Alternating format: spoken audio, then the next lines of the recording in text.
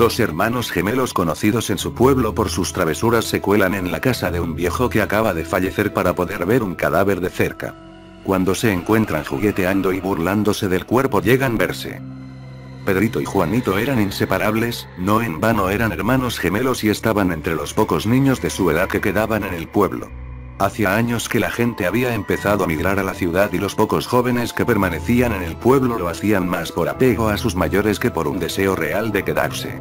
Los padres de Pedro y Juan no eran la excepción, más de una vez se habían planteado hacer las maletas y arriesgarse a empezar una nueva vida en la ciudad, alejados de la monotonía del campo y el pesado trabajo de arar y sembrar los cultivos. Pero la idea de que sus hijos se criaran entre coches, humo y los peligros propios de las grandes urbes les frenaban. Aunque claro, eso también tenía su contra, los niños prácticamente estaban solos y no tenían muchos amigos con los que jugar. Los gemelos eran conocidos en todo el pueblo por sus travesuras, es normal a esa edad que los niños sean inquietos y más cuando se aburren por no tener amigos con los que correr y jugar, pero los pequeños no paraban con sus pillerías y muchos ancianos del pueblo ya estaban hartos de ellos. Incluso, más de uno le había dado una bofetada a alguno de los gemelos o había ido con el cuento a sus padres o al cura, quienes a su vez ya les habían pegado más de un tirón de orejas. Su curiosidad no tenía límites y aprovechaban cualquier despiste para colarse en la casa de un vecino o espiar por una ventana. Como en todos los pueblos, en el que residían los niños había un viejo huraño, uno de esos abuelos cascarrabias y con mal carácter al que pocos echan de menos cuando muere. Ese era el caso de don Vicente, que cuando falleció a los 75 años de edad no dejó más que una sensación de alivio entre sus vecinos. Ya había protagonizado alguna pelea por sus terrenos con familiares y propietarios de las zonas colindantes, así que la noticia de su muerte no tuvo demasiado impacto en el pueblo. Aunque por supuesto llegó a oídos de los gemelos, que no dudaron ni un segundo que tenían que ir a investigar. Nunca habían visto un muerto y su curiosidad fue tan grande que decidieron colarse en la casa de don Vicente cuando todo el mundo había salido del velatorio. Lo de todo el mundo es más un decir que lo que pasó realmente, porque salvo un par de plañideras aficionadas a llorar sin motivo aparente en cada funeral que se celebraba en el pueblo, incluso cuando casi no conocían al fallecido, prácticamente no fue nadie a presentarle sus respetos a don Vicente. Tal era el abandono del cadáver del anciano que incluso faltando pocas horas para su funeral ni siquiera le habían metido dentro de su ataúd y aún descansaba sobre una mesa en mitad del salón de su casa. Pedrito y Juanito encontraron la casa vacía y las condiciones idóneas para saciar su curiosidad y ver al muerto sin que nadie les moleste. Con una total falta de respeto lo manosearon, le intentaron abrir los ojos y la boca, le movieron los brazos como si fuera una marioneta y le imitaron mientras se reían de él, pero un ruido en la finca les alertó. Corrieron hacia la salida, pero ya era demasiado tarde y, sin saber dónde ocultarse, se metieron en un pequeño armario que estaba tirado en mitad del suelo del recibidor. La voz de dos hombres que reconocieron como el cura y un viejo herrero, con el que habían tenido problemas en el pasado, sonó acercándose al armario. ¿Quién ha dejado esto aquí tirado?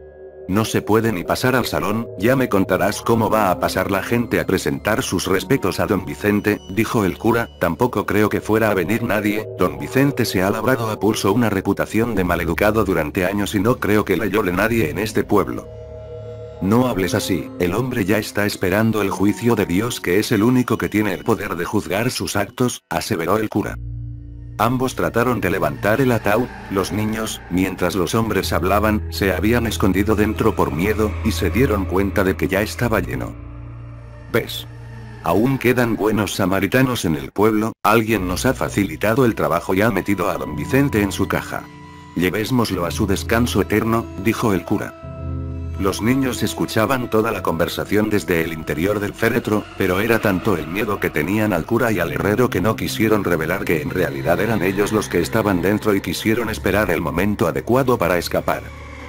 Nadie acudió al funeral de don Vicente, por lo que el cura, cansado de cargar con la caja y el supuesto muerto, decidió realizar una versión rápida de la misa y en 5 minutos ya había despachado la situación.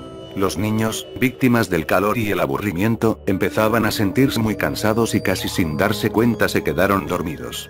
No pasaron más de 40 minutos cuando un ruido en la tapa del ataúd les despertó. Paletadas de tierra caían sobre la caja que ya había sido sellada y ni las patadas ni los gritos de los gemelos parecieron alertar al anciano enterrador que era conocido en el pueblo por su sordera.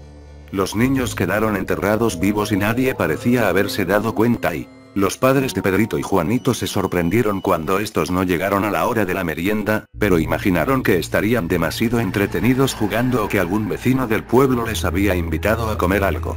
Lo que ya les alarmó fue que anocheció y llegó la hora de la cena y no aparecían por ninguna parte. Entonces comenzaron a buscarles y preguntaron a todo el que se encontraban por las calles, pero nadie parecía haberles visto en todo el día. Asustados llamaron a la Guardia Civil y una pareja de agentes se acercó a coordinar las labores de búsqueda. La madre recordó la muerte de don Vicente y tuvo la intuición de que los niños probablemente fueran a curiosear, pero allí no encontraron más que el cadáver del anciano sobre la mesa del salón. Los vecinos se alarmaron cuando encontraron al muerto aún sin enterrar y rápidamente llamaron al cura. ¿Cómo que no está enterrado? Yo mismo le llevé al cementerio y tuve que darle una misa a la que ninguno de vosotros fue. Eso es imposible.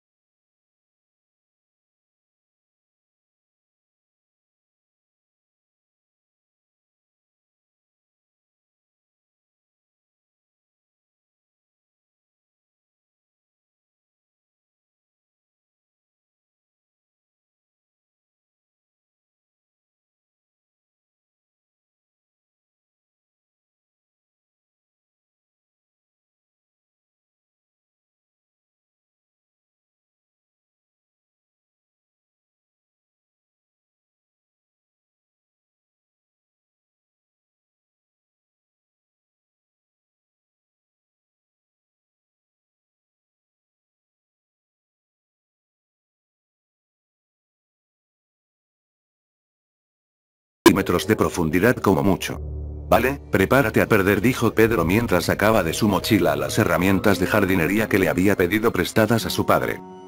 Juan perdió el lanzamiento y un poco desganado empezó a buscar por todas partes para elegir dónde comenzar a cavar. Vio de pronto un montón de hongos rojos con puntos blancos, todos creciendo juntos en el mismo lugar. Aquello suscitó en él un entusiasmo infantil que le hizo correr a cavar en el lugar como si las setas le indicasen con su presencia la posibilidad de encontrar algo extraño bajo tierra.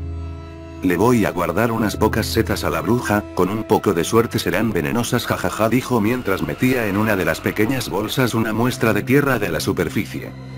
Al tocar la tierra con sus manos sintió un escalofrío por todo el cuerpo, de pronto comenzó a tener miedo y se levantó de golpe. Tengo frío, aquí hace más frío que en todo el bosque. Le gritó a Pedro. Jajaja. Ay sí, estás encima de un lugar maldito o hay un fantasma justo donde estás cavando, le dijo Pedro ridiculizando a su amigo. Juan, por hacerse el valiente, siguió cavando y juntando la tierra en bolsitas diferentes cada 5 centímetros de profundidad. Entretanto, Pedro exploraba el paisaje y jugaba al fútbol con una piedra. Mira. Gritó Juan cuando llevaba unos minutos cavando. Pedro fue corriendo a ver lo que Juan le mostraba con tanta exaltación, una muñeca pelirroja de unos 30 centímetros. Al mirarla sintió que un escalofrío le recorría la médula y que el asco se anudaba en su cuello como una larga escolopendra llena de punzantes y grotescas patas. ¡Ah, suelta eso!, exclamó Pedro con una mezcla de terror y asco mientras se apartaba de aquella repulsiva muñeca tuerta que Juan sostenía en su mano. Juan, que parecía confundido, miró de nuevo a la muñeca y la soltó horrorizado al ver lo mismo que Pedro. Gusanos, enormes gusanos blancos.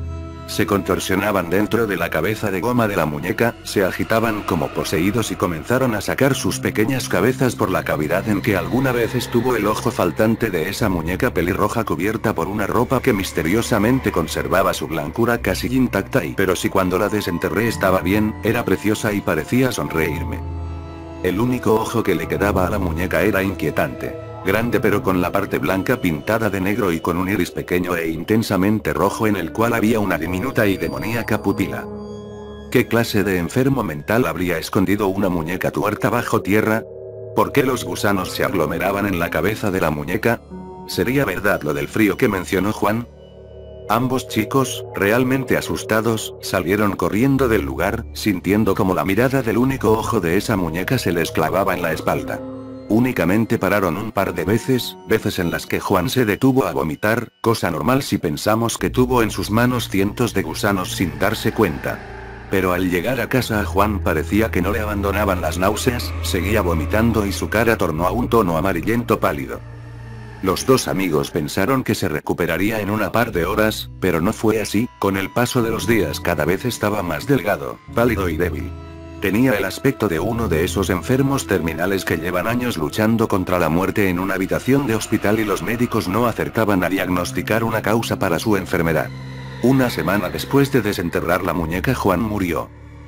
Desconsolado por la muerte de su amigo, Pedro empezó a relacionarse cada vez menos con los demás y a pasar los recreos en la biblioteca del colegio. En su casa devoraba libros ávidamente y los fines de semana visitaba librerías. Los libros eran sus nuevos amigos, y su refugio. Buscaba explicaciones médicas y poder entender qué le pasó a su amigo, pero los síntomas que sufrió Juan eran tantos que parecía que había contraído varias enfermedades mortales simultáneamente. Un día, en una extraña librería, Pedro encontró dentro de la sección de esoterismo un libro sobre ritos y leyendas. Era un libro viejo y usado, un libro de esos que ya casi no se encuentran y que tienen extraños dibujos entre sus páginas cubiertas de polvo. Allí decía lo siguiente junto al dibujo de una muñeca igual, excepto porque no estaba tuerta, a la que encontró su amigo. 99 El que tenga un mal incurable, que entierre una muñeca igual a esta mientras entona esta invocación.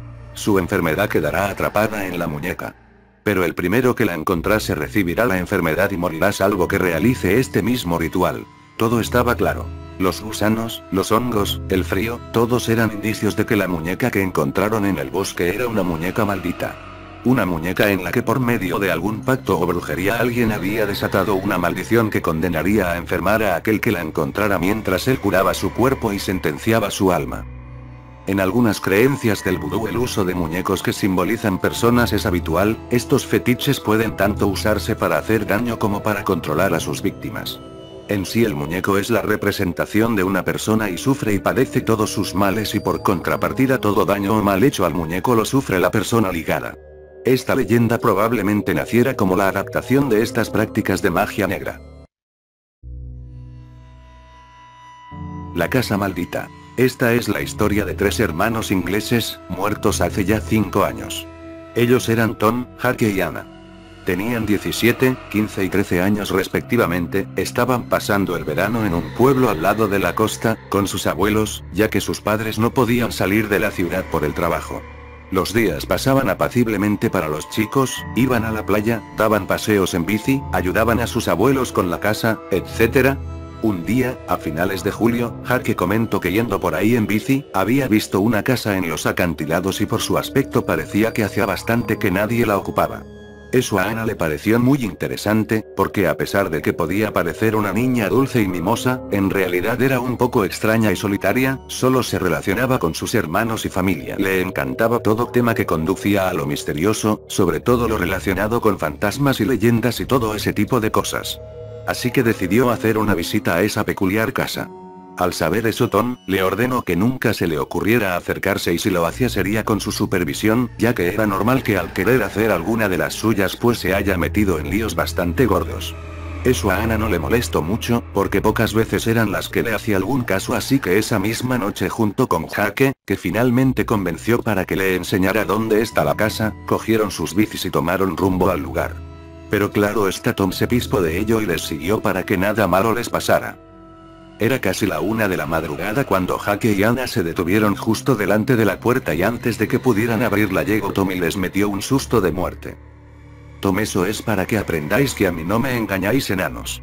Jake, bueno, no te pongas así, pero ahora que hemos llegado hasta aquí, entraremos, ¿no? Se pusieron de acuerdo y entraron a la casa. Nada más abrir la puerta salió un olor a humedad increíblemente fuerte, tuvieron que pasar unos minutos a que se acostumbraran al olor o por lo menos que al tener algo abierto se fuera yéndose poco a poco. Pero había otro inconveniente aparte del olor, no se veía casi nada, pero por suerte Tom había sido previsor y había cogido unas linternas. Al entrar lo primero que vieron es que había un pequeño recibidor en el cual había unas escaleras que subían al piso superior y unas puertas por las cuales se iban a la cocina, el cuarto de estar, un pequeño cuarto de baño y había como un armario empotrado, en el cual se encontraron algún que otro paraguas viejo y roto y un par de botas de agua amarillas, como de pescador. Cuando subieron al piso de arriba vieron que había un pasillo con puertas hacia los 2 lados, así que decidieron separarse e ir mirando las habitaciones una por una. Todo fue bien hasta que Anna entró en una habitación un tanto peculiar. Estaba llena de muñecas colocadas en la pared. Había una cama, una mesilla y un escritorio con una silla. Todo parecía normal, pero de repente al mirar por el rabillo del ojo le pareció ver a alguien sentado en el borde de la cama. Volvió la cabeza y se encontró a una niña, vestía con ropa antigua y al ver en el estado en que se encontraba salió corriendo y gritando. La niña de la cama no tenía ojos y tenía la cara llena de sangre. Además las muñecas de la pared empezaron a moverse y oyó perfectamente como decían: nunca jamás saldrás, nunca jamás. Entonces empezó a gritar con todas sus fuerzas y a lo que iba a salir del dormitorio la puerta se cerró de un portazo. Intentó abrirla, gritó pidiendo auxilio, fue entonces cuando Tom y Jake la oyeron y salieron corriendo hasta la puerta de donde estaba encerrada. Intentaron echar la puerta abajo, pero no pudieron. Anna no dejaba de gritar, hasta que llegó un momento en que ya no se la oía más. Fue entonces cuando sus hermanos se temieron lo peor. Después de 10 minutos de intentar abrir la puerta lo consiguieron y al entrar vieron lo peor. Ana estaba tumbada encima de la cama boca arriba, con parte de la cara cubierta de sangre. Al acercarse su miedo aumentó al ver que le habían arrancado los ojos, pero, ¿y dónde estaban? Pero en ese momento lo único que les interesaba era poder salir de allí y contarle a alguien lo que había sucedido y que fueran a buscar el cuerpo sin vida de su hermana pequeña. Cuando ya habían salido y estaban delante de la puerta principal y fueron a abrirla no pudieron. Alguien la había cerrado y no podían salir, así que intentaron romper alguna de las ventanas, pero tampoco podían, era como si la casa no quisiese dejarlos salir. Intentaron no ponerse más nerviosos de lo que estaban y pensar una solución. En ese momento Jake recordó que en la entrada había un armario empotrado y había visto algo sin que Anna ni Tom se percataran. En el interior del armario había visto una rendija, parecía como si fuera un armario con doble fondo. Así que sin pensarlo 2 veces se dirigió al armario, lo abrió e intentó abrir la pared falsa.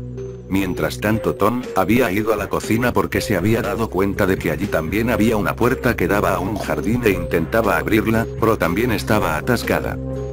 Jake mientras tanto consiguió abrir el doble fondo del armario, pero lo que se encontró le aterrorizó. Había el cadáver de un hombre vestido de traje, pero lo realmente asqueroso es que aún tenía jirones de piel y carne pegados a los huesos. Le empezaron a dar arcadas y tuvo que cerrar la puerta para no terminar vomitando de verdad, y cuando iba a ir a la cocina donde estaba su hermano, la puerta del armario se abrió de repente y el cadáver del hombre salió. Jake se quedó sin palabras, no podía moverse y por mucho que intentara llamar a su hermano no pudo. No le salían los sonidos de la garganta. Y antes de que se diera cuenta esa cosa le había partido el cuello. Mientras todo esto ocurría, Tom buscaba como un desesperado algo que le indicara cómo podía salir de esa casa. Aunque no tenía mucho sentido empezar buscando por la cocina, por algún lado tenía que hacerlo y no descartaba ningún lugar. Cuando vio que allí perdía el tiempo decidió salir a la entrada para seguir buscando por el cuarto de estar. Pero cuando al salir vio a su hermano Jake muerto también, con el cuello roto cambió de opinión y empezó a gritar y a llorar como un poseso, pasó así unos 5 o 10 minutos, hasta que se desahogó completamente. Pero aún así se sintió completamente inútil. Él, siendo el hermano mayor, no había podido proteger a sus hermanos y ahora el único superviviente era él. Pero entonces algo milagroso ocurrió. La puerta principal se abrió. Eso significaba que podía irse, pero tendría que contarle a alguien lo sucedido y todo el mundo le echaría la culpa a él de sus hermanos, porque además tenía manchas de sangre de cuando había visto a su hermana, ya que se acercó demasiado a ella. Así que decidió no salir. Y antes de que amaneciera y sus abuelos se dieran cuenta de que no estaban ninguno de los tres en la casa, Tom había cogido un jarrón de cristal que había por allí, lo rompió y con unos de los trozos se suicidó por el remordimiento de no poder haber ayudado a sus hermanos. Después de pasar unos 3 días buscándolos por todas partes, la gente del pueblo fue hacia la casa del acantilado, a pesar de que no les gustaba aquel lugar por la historia que guardaba. Allí, en esa misma casa, una niña había sido asesinada brutalmente y nada se supo jamás de su asesino. Cuando hubieron llegado ya a la casa y vieron las bicis de los niños se temieron lo peor. Y así fue. Al primero que encontraron fue a Jake, con el cuello roto, después a Tom que se había cortado las venas y para rematar también se había hecho un corte en la garganta. Y ya en el piso de arriba encontraron a la pequeña, sin sus ojos. Desde que muriera aquella niña, el pueblo no había recibido un golpe tan fuerte. Fue entonces cuando decidieron destruir la casa para que nada más ocurriera, sin intentar saber lo que había pasado esa noche.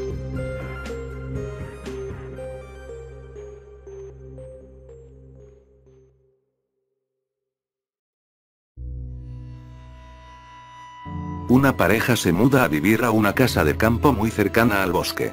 El marido comenzará entonces a pasear rutinariamente a su perro todas las tardes, hasta que unas extrañas desapariciones sacudirán el pueblo donde viven. Julián y Marta eran una pareja feliz que desde hace un año se había mudado al campo, el lugar era perfecto para que Julián se pudiera dedicar a escribir su novela sin ser molestado y Marta se dedicara a la pintura. Aquello era su afición y, desde hacía un par de años, su medio de vida, ya que había comenzado a exhibir su arte en diversas galerías y cada vez era más cotizada y conocida. Ambos estaban encantados con su nuevo hogar ya que estaban lo suficientemente cerca del pueblo como para poder realizar las compras o salir a cenar fuera, pero la finca era privada y eso les daba la privacidad que necesitaban para sus trabajos, y alejaban a visitantes molestos e inoportunos. La pareja además estaba muy enamorada y habían empezado a hablar de ampliar la familia. La idea de que sus hijos se criaran en un ambiente tan protegido y entre la naturaleza era algo que a ambos les encantaba. La convivencia además iba viento en popa. Julián era la persona más ordenada y disciplinada que Marta había conocido en toda su vida. Metódico y detallista, tenía una rutina casi militar. Todas las tardes salía a correr junto a su perro, un paseo que encantaba al animal porque siempre llegaba feliz y agotado de tanto esfuerzo. Sin embargo, la paz que tenían parecía estar a punto de acabar y, desde hacía varias semanas se habían empezado a dar extrañas desapariciones en el pueblo, varios coches de turistas o gente que estaba de paso se quedaban estacionados por largos plazos de tiempo sin que sus dueños regresaran a reclamarlos. Eso al principio no parecía molestar a nadie, pero en un pueblo pequeño siempre se comenta todo y el misterio parecía ir a más cada vez. Ya eran más de una docena los coches estacionados en la gasolinera y calles más alejadas del centro. Llegó un punto en el que la preocupación de algunos habitantes fue tal que llamaron a la policía para que investigara los sucesos. Las autoridades poco pudieron aclarar del asunto, los propietarios de los vehículos habían desaparecido e incluso había denuncias de familiares reclamando que se realizara una investigación. Lo único que pudo encontrar la policía, fue restos de sangre en uno de los vehículos, poca cantidad, como si alguien hubiera arañado a su agresor y luego se agarrara al asiento. Los restos estaban deteriorados y en el pueblo no había equipo suficiente para hacer una prueba de ADN, por lo que llamaron a la ciudad para que mandaran a un investigador. Julián estaba muy preocupado por Marta y cada vez que ésta tenía que ir al pueblo, siempre se ofrecía a acompañarla. Aún así, pasados unos días, casi sin darse cuenta regresaron a su rutina. Hasta que una tarde Julián había salido a su habitual paseo con el perro hacía casi 4 horas y Marta estaba muerta de miedo, él siempre se negaba a llevarse su teléfono cuando salía a trotar, por lo que no tenía forma de localizarle. Llamó a un par de conocidos en el pueblo pero nadie parecía haberle visto, estaba a punto de buscar una linterna para adentrarse en el bosque en su búsqueda cuando apareció cojeando por la puerta con el perro con la boca manchada de sangre. Estaba totalmente arañado y cojeaba de su pie derecho, pero lo más inquietante era un corte que Julián tenía en uno de sus brazos, un corte tan profundo y limpio que parecía hecho con algún tipo de cuchillo. Marta le abrazó y le besaba muerta de susto. Mi amor, ¿qué te ha pasado? ¿Cómo te has hecho esto? Estaba paseando con Cronos, el nombre del perro, cuando ha aparecido un jabalí, el animal debía estar herido o algo porque me ha atacado.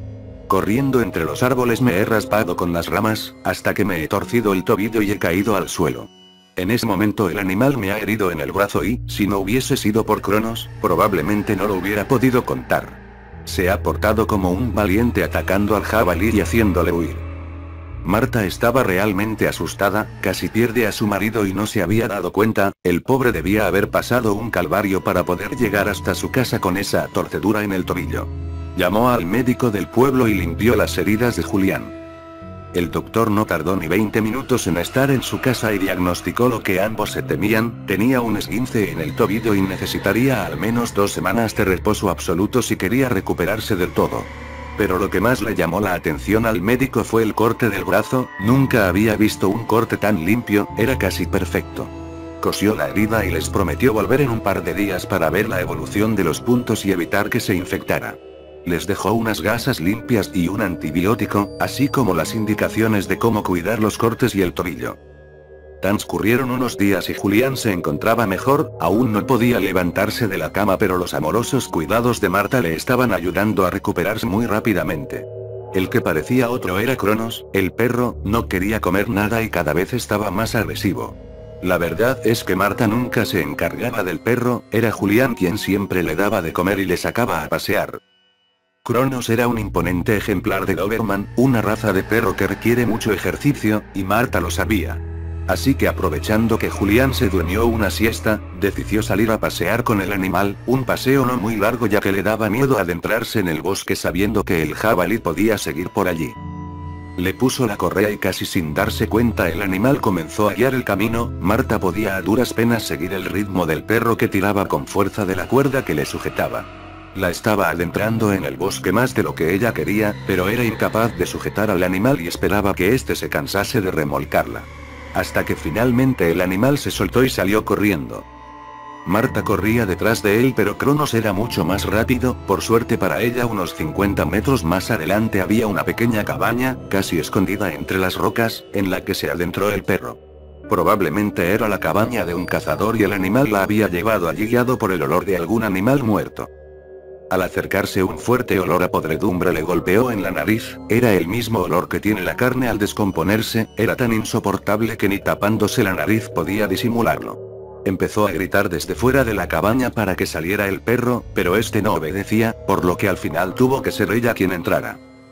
Todo estaba bastante oscuro pero pronto se dio cuenta que Cronos estaba a pocos metros de la entrada comiendo algo en el suelo, cuando se acercó pudo ver que lo que parecía un bulto era en realidad el cuerpo de una persona.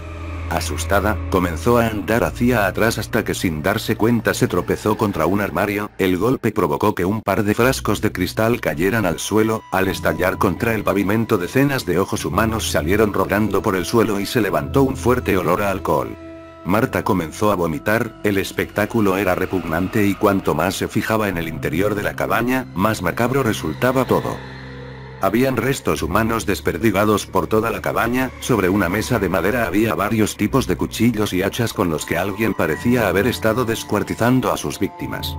En una de las esquinas había algo que enseguida le resultó familiar a Marta, una motosierra que ella misma había regalado a Julián y decorado con sus pinturas para simular un simpático pez sierra. Todo empezaba a cuadrar en su cabeza, los metódicos paseos de su marido cada tarde, la forma en la que el perro la había guiado directamente hasta el lugar, cómo el animal se había negado a comer durante días y cada vez estaba más agresivo, las desapariciones que habían comenzado poco tiempo después de su llegada al pueblo y Marta lo sabía, no necesitaba que nadie se lo confirmara, su marido era un asesino y utilizaba esa cabaña para descuartizar y esconder los cadáveres de sus víctimas. Cada insignificante detalle que antes había pasado por alto, parecía llevarla siempre a la misma conclusión. Asustada, salió corriendo en dirección al pueblo, no era complicado para ella guiarse por la zona porque había un par de montañas que la servían de guía y la orientaban en la dirección correcta. 1 hora y media después regresó a la cabaña con una docena de hombres del pueblo entre los que estaban un par de policías. Al llegar allí, más de uno de esos hombretones de campo empezaron a temblar como niñitas. Al iluminar el interior de la cabaña con sus linternas, el espectáculo que vieron les heló la sangre. Todo era mucho peor de lo que había descrito Marta, había restos humanos de al menos 20 personas, algunos habían sido preservados en alcohol y otros colgaban de ganchos con el cuerpo parcialmente devorado por el perro. Un policía se acercó al cuerpo que había tendido en el suelo, era el más reciente y parecía que le habían asesinado y habían tenido que salir huyendo, en una de sus manos sujetaba un revólver al que le faltaban un par de balas, probablemente había disparado al asesino cuando éste le sorprendiera investigando en su cabaña. El hombre era el investigador enviado desde la ciudad y parecía que la causa de su muerte había sido que Cronos le había desgarrado la garganta. A los pocos minutos un dispositivo policial se presentó en la casa de Marta y Julián, pero Julián había desaparecido del lugar dejando todas sus pertenencias. Probablemente el perro, al regresar a casa con la boca ensangrentada, le advirtió que su guarida había sido descubierta, o tal vez es porque en un pueblo pequeño siempre se comenta todo y... Nota. Como en algunas otras ocasiones, he escrito una versión libre de una leyenda urbana bastante popular. Si bien la versión original no tiene un final tan macabro, ya que el perro guía a la esposa a la casa de la amante de su marido, donde ésta recibe amorosamente al animal en ropa interior y le pregunta que por qué llegan tan tarde hoy, ante la atónita mirada de la esposa que aparece tras el perro segundos después.